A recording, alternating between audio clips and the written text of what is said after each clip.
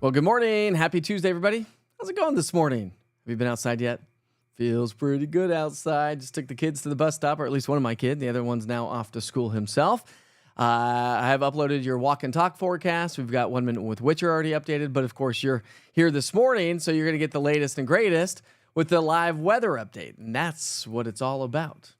Have you seen the sunrise this morning? Did you see my social media? We're going to show you a beautiful sunrise coming in from Anderson County. Gorgeous start to the day there. But of course, we're going to get to work with all the latest information. We're talking about Hurricane Erin. We're talking about 2 cold fronts on the way. And yes, storms before a refreshing fall feeling heads our way.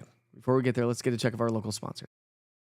Ford Explorer Active 4-wheel drive, $46,588. 25 Ford F-150 4x4 Super Crew STX, $46,943. 25 Ford Bronco 4x4 4-door, $46,882. Ray Varner Ford, local you trust with deals you can count on.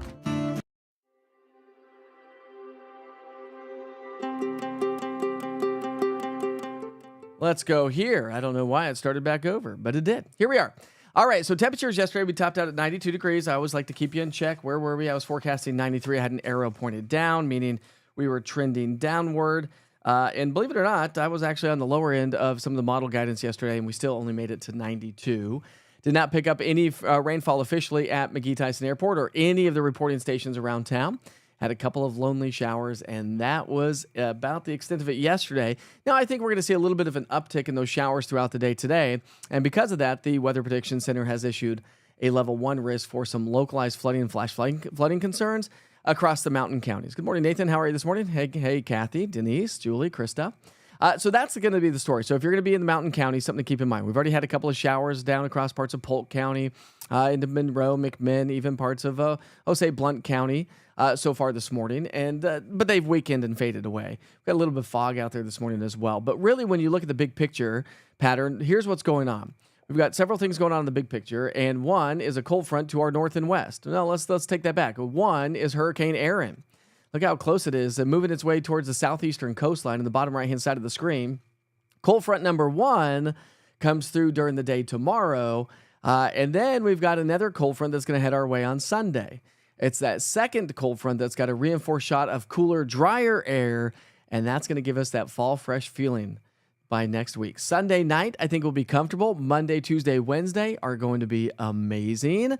Nice, cool mornings, maybe even some light jacket weather first thing in the morning. And of course, we're going to give you the latest from the National Hurricane Center on Hurricane Erin in just a moment. So a little bit of fog along the plateau and across the Smoky Mountains. That's about the extent of it this morning. Had a beautiful sunrise taking shape. Temperatures this morning are in the 60s and 70s, a little bit more comfortable. Tri-Cities versus Chattanooga, which is typical for this time of the year. All right, let's take you outside and show you a live view. Well, where'd my live camera go? Hold on. Stand by. I'll get that up there. There it is. There it is, a live view from downtown Clinton. Look at that sunrise. Is that not just beautiful? Gotta love those morning sunrises. All right, let's go back to your Futurecast model. Again, we have a little bit more of a surge of moisture that's going to be swinging its way into the area from the south and southeast. So that's why we've had a little bit of a couple of showers already this morning. As we progress through the afternoon and early evening hours, again, we have that level 1 risk for some localized flooding and flash flooding concerns. Heavy rain could be falling across the peaks of the Smokies. Not a ton is expected to push its way on through. I think our model guidance is probably my in-house model guidance, maybe underdoing just a little bit. But definitely something to watch as we progress through the day. We've got a lot of heat. We don't have a lot of energy, so it's going to be the heat and humidity, the daytime heating that's going to spark off these showers and storms. But we've got an influx of moisture, and so that adds to those thunderstorms during the day. Forecast highs are going to be steamy. We're going to be back in the low to mid 90s. We're going to see those heat index values pushing close to 100 degrees again, especially across the central and southern valley. Less of a heat index value, the northern plateau, Tennessee, Kentucky border, and Tri-Cities. More of a heat index value down across the southern Sequatchie Valley towards Whitwell and Dunlap and Pikeville. It is definitely going to be a hot one there. Good day to float the river down across the southern plateau, right? And if you have evening plans here tonight, you got ball games, practices, whatnot. We're still at 91 for the evening rush hour. Between 4 and, say, 6 o'clock, we'll stay strong into the low 90s with those heat index values pushing close upper 90s at that point of the game. Should have plenty of sunshine. Again, if we see those storms kind of firing across the mountains, make sure you check in with the interactive radar before you head home from work tonight, just to make sure, but you should be just fine. I'm not anticipating much activity. Let's talk rainfall for a second, okay? We're going to break things down into different categories. And so, let's see.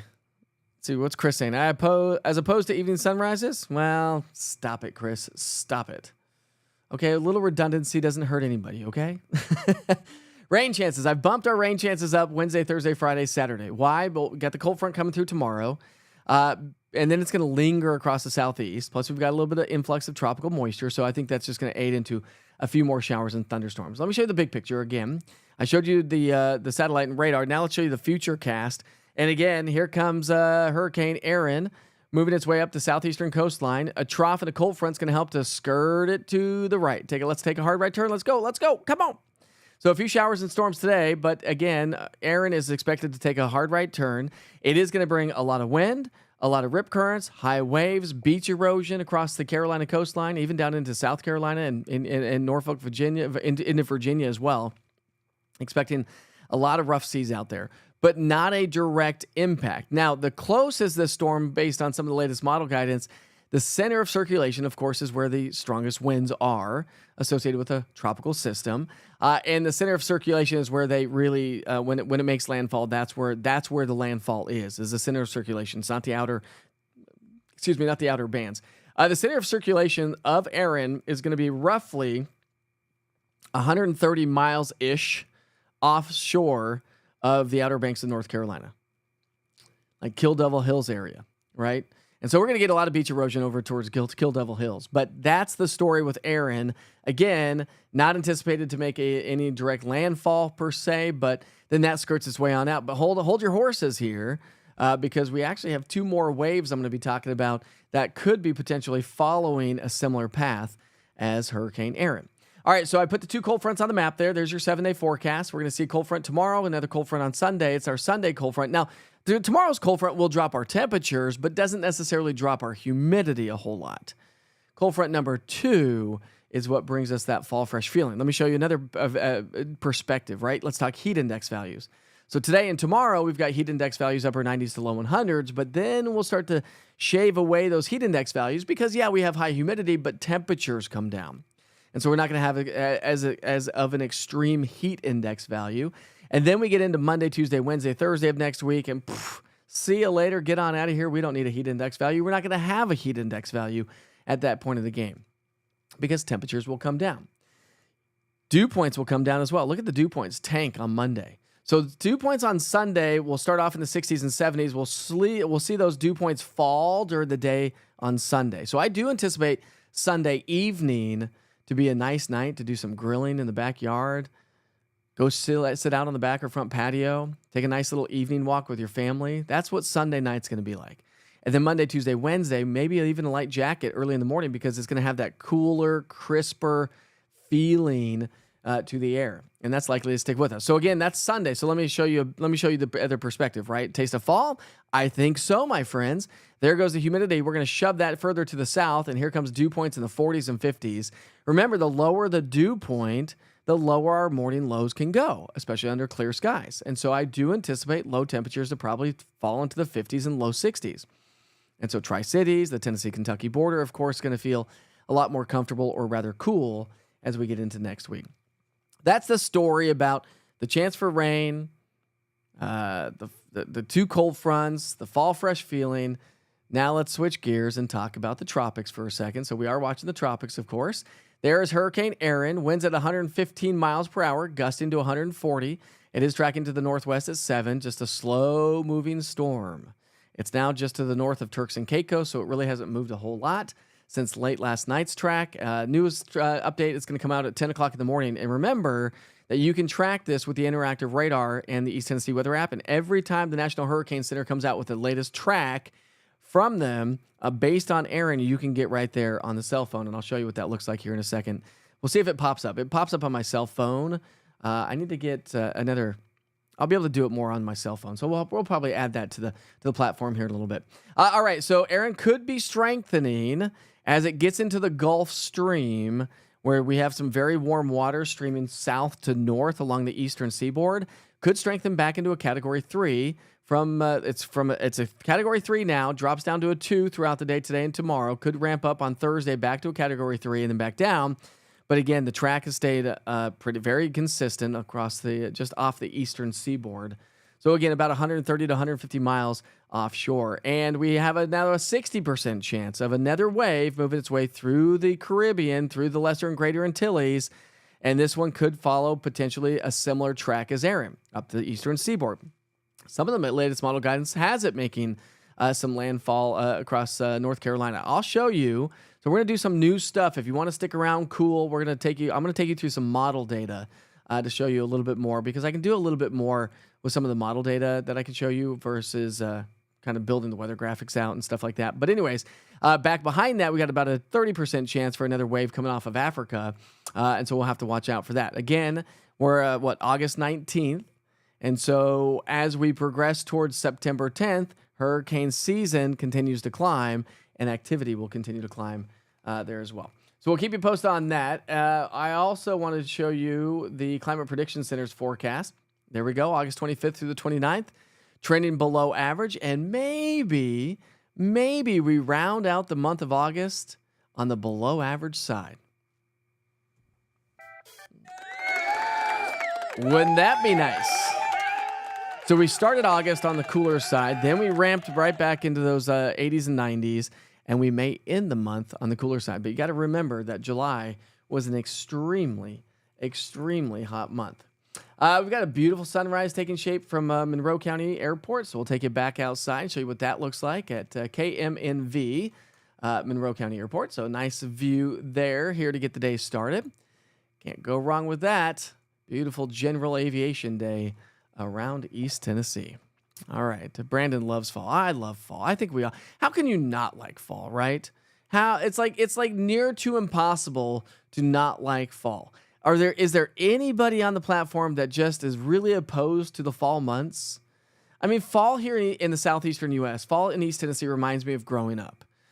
Because growing up in Colorado, the air is dry, super dry all the time.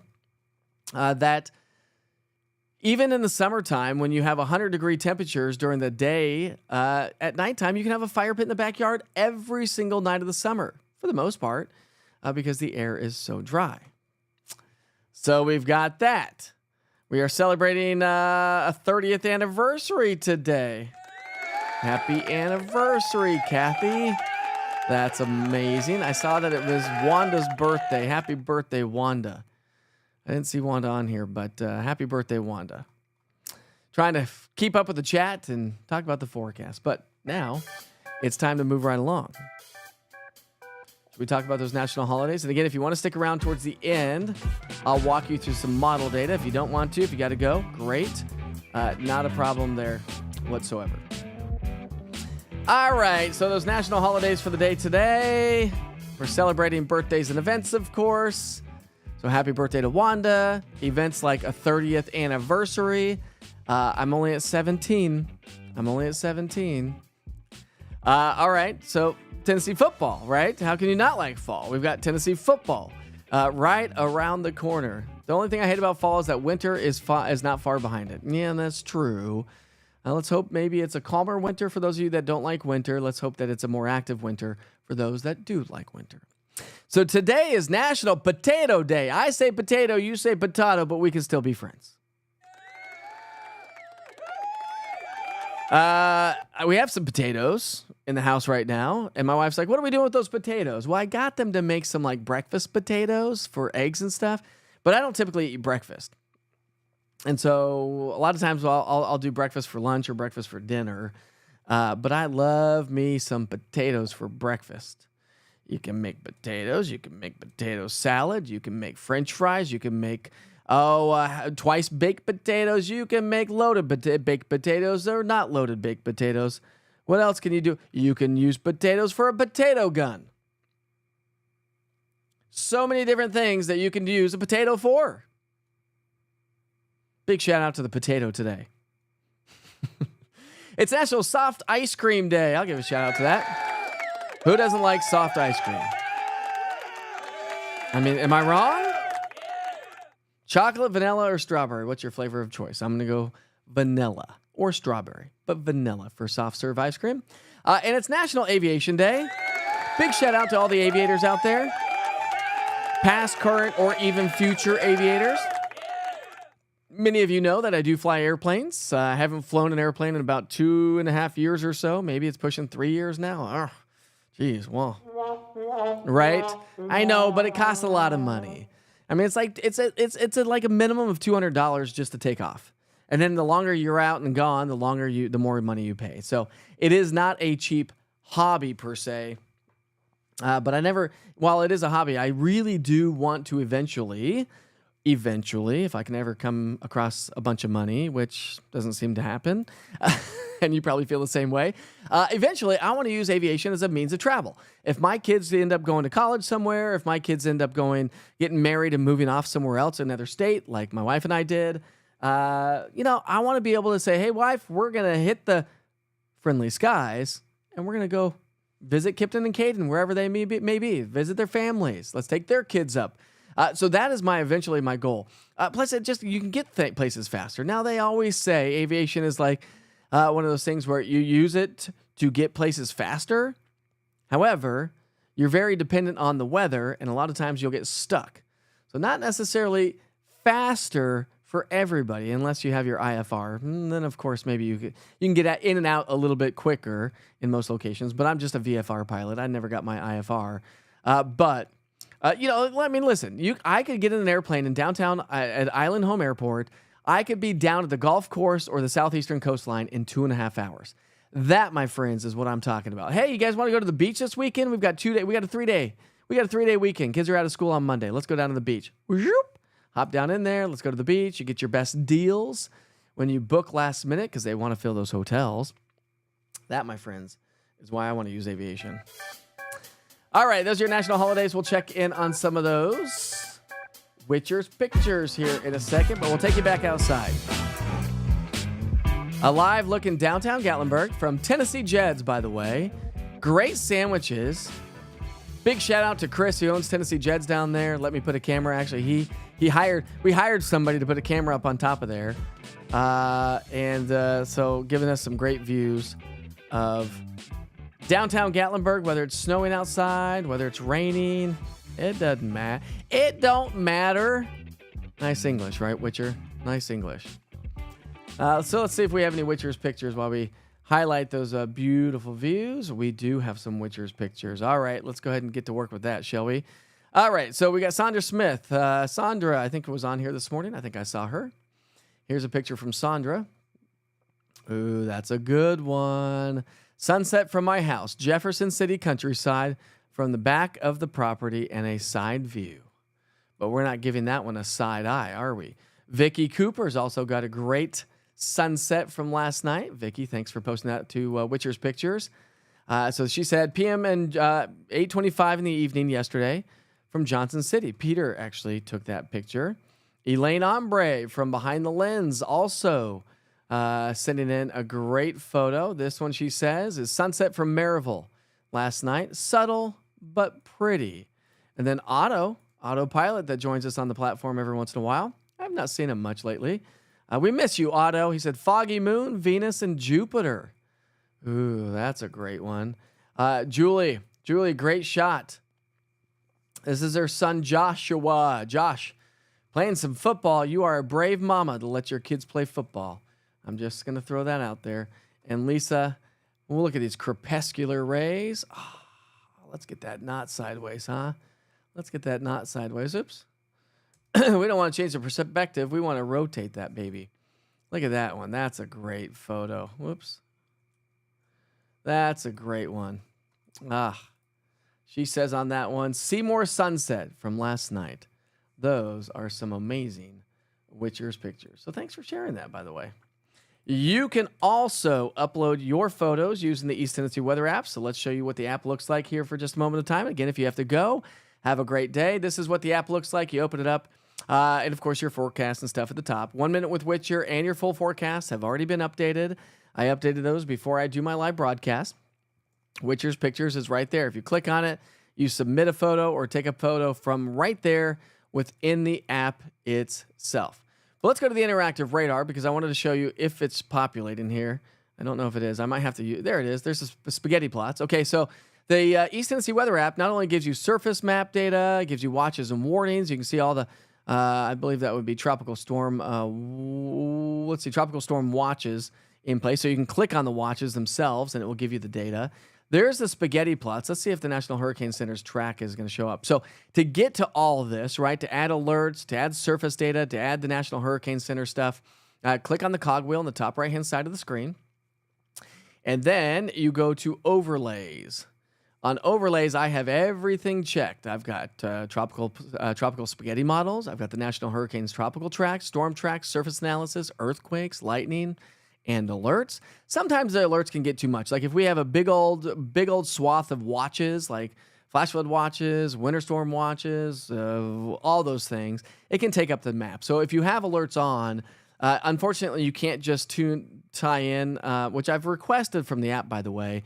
I just want the major ones, right? I want you to be able to choose what alerts you have on there that display on the map. So I'd love just tornado warnings, severe thunderstorm warnings, flash flood warnings, and then you can go choose what other ones you want on the map. But if you do that, so we do have, let's see, we have the National Hurricane Center track. Let's take off spaghetti plots and see if it plots itself. Anyways, you check all those, and it's not. Again, this is not meant for my computer. I have this playing through my computer, so we're going to switch that to my cell phone, and that way I'll be able to get that and show you a little bit more because the cell phone's actually what the app looks like itself. Tips and tricks for if you have an iPhone, just click the orange tin and the white lightning bolt in the top left-hand side of the screen. That will take you back to the home page. For those of you that do read my blog, I do have several people that read my blog every day. I've not updated my blog. I'm switching website hosts, and so my website still, yes, is operational, but there are some things that I've not been able to do because we don't have everything implemented yet. The other side note is I want to tell you that we're working for you Android users. We're working on getting that video populated back to the top. Do me a favor, if you have an Android, go to the Google Play Store and make sure you update the East Tennessee Weather app because you're going to have to do that either way in order to get the video to play at the top. Also, what else was I going to say? I was going to say something else. I don't know what else I was going to say, but we won't worry about that. All right, so that's all I have for the day today. If you have to go to work, if you need to stop watching, great. Sure hope you have a great day, and thanks for tuning in every single day. But what I wanted to do is show you some models, okay? And so what I'm going to do here is pull up some model data to show you a couple of things, okay? First things first, let's take you to the model page. So this is College of DuPage weather, and I really wish you've probably seen it on social media. A lot of people posting just nonsense stuff. I talk about it all the time. Please don't like and share nonsense hurricane information or extremes. These people are looking. It's clickbait. They're looking to make money. The more likes and shares they get, the more money they get from Facebook. I wish that the National Weather Service or NOAA would shut down these models unless you're an official meteorologist or unless you pay for them, because it's just too much nonsense gets posted on social media, and we have to literally negate all of that in order to get our information across from trusted, reliable meteorologists that try to do a good job every day. So something to keep in mind. Please don't like and share everything that East Tennessee Weather or Mike Witcher does. You can like and share all of that because I'm a conservative forecaster. I'm not going to go out there for likes and clicks, but I do want you to get the point of the story on social media as well. Anyways, we're going to loop this. You can see Hurricane Erin, how it's going to be moving ever so close. So now I showed you that. Look at that. So we're going to get some pretty strong winds associated with that. So we'll switch the camera view. I'm going to show you actually, before I do that, let me just show you the big picture here for a second. I'm going to show you those other waves. We're going to go out to the Atlantic Ocean. So there is on the screen right there. There's Erin. Okay. Now we've got that next little tropical wave that's getting ready to come on through. And watch how this, we're looking at the European model, by the way. That one doesn't really seem to do much, okay? But you can see these waves coming off of Africa. So right down here, here's Africa at the bottom of your screen. And those are those little waves. So this is the European model. It doesn't really appear to have much to do with that wave. That next wave that's got a 50% is right there. So you can see how it's just trailing right behind Erin. And it's going to take a similar path. There's that wave again. That's got a 60% chance a probability of seeing. But then it just kind of doesn't really do much, right? That's the European model. But if I go to the American model, this is painting a different story. So here's that next wave, and here's the next wave off of that. So 2 waves that the National Hurricane Center is going to be talking about. And there is Hurricane Erin. So as we go through time, and again, this is just one model run, one depiction. This is not the say-all, be-all. So that's why when people post model data without posting ensembles, it's concerning to our society that so many people like and share that kind of stuff. It's just really concerning. But anyways, this one's painting a little bit of a different picture, or at least it was last night. So there's that next wave, southeastern coastline. So there's the southeastern coast of the U.S., but what does it do? It may turn into a little bit of a tropical storm, possibly, because we're looking at pressure to be about 990 millibars, so maybe a hurricane there, and then swinging its way up towards Nova Scotia and Newfoundland, and then maybe another little wave. So then watch this. Watch the Gulf of Mexico. Watch right down here in the bottom left-hand side of your screen. Another wave that maybe, per the American model, could form into maybe another hurricane down there.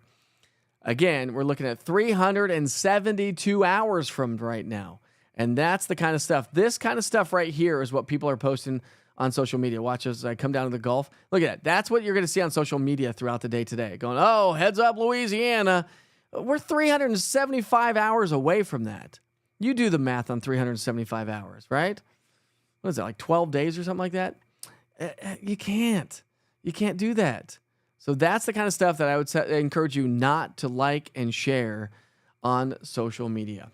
So I just wanted to, give you an idea of what the models look like, how it all plays out, what I look at different times of the day, and we'll continue to do that. So if you ever want to stick around, and we'll start diving into more model data down the road, because I really think that it gives you a better perspective of things. I can hone things down for TV, and yes, I'm able to give you a longer forecast, longer broadcast than what you would get in local TV, which is nice. I get to tell you a story. I get to really explain it. Let's talk about this aspect. Let's talk about that aspect. Let's move on to this aspect, because all these aspects play a role in how the weather plays out for us here in East Tennessee. So I want to be as open and honest and as transparent as I possibly can, because that's what this platform's all about, especially the live weather updates. You're not going to get all that data with the recorded updates as well. Remember, I do record 3 updates a day, morning, noon, and evening, so you can check those out. Noon is really just a quick one. Hey, listen, right now we're sitting at this temperature. We do have a couple of storms out there, maybe a few storms throughout the day, and that's going to be about the extent of it. But if you like it and share it, it really helps to play the platform. It helps the platform out. I'm Android, and the video playing is the video's playing at the top of the app? Nice. Thank you, Carol. So it looks like the app has been updated. So if you have an Android, go update it through the Google Play Store, and you'll be able to watch East Tennessee weather with front and center, just like the iPhone, front and center at the top, just like that. And then I make that go away during the day, and then I only bring that back when we are broadcasting live. You're very welcome, Audrey. Thanks, Otto. How are you this morning? I shared your photo this morning, Otto. Nice shot of Saturn and Venus. Morning, Rick. How are you this morning? Have a wonderful, blessed 30th anniversary, Wanda and hubby. Yes. I sure hope you all have a great day. It's going to be a great one. If you're in the mountain counties, watch out. A few showers and thunderstorms. We do have a risk for some localized flooding and flash flooding concerns. Cold front number 1 comes through tomorrow. Cold front number 2 on Sunday. We're going to be tracking Hurricane Erin, and cold front number 2 brings us relief A nice fall fresh feeling to the air. All right, my friends. If you're joining on the app and you joined in late, I'll send you back to my latest forecast in just moments. So stick with me. Have a great day. Be safe. Be kind to each other. Life is short. We'll see you soon.